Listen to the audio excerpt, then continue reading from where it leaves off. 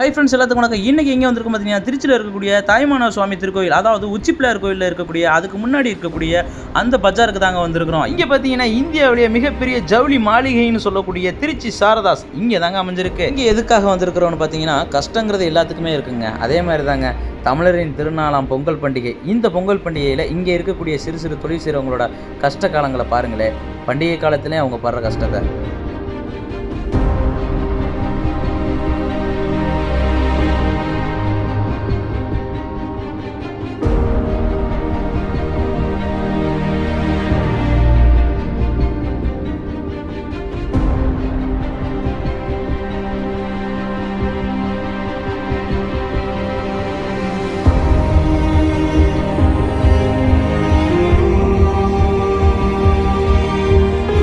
எதுக்காண்டி போட்டிருக்கிறேன்னா, இந்த தொழில் பார்க்குறவங்கள சிலர் மதிக்காமல் இருக்கிறாங்க. இவங்களும் தொழில் தானே பார்க்குறாங்க, இவங்களையும்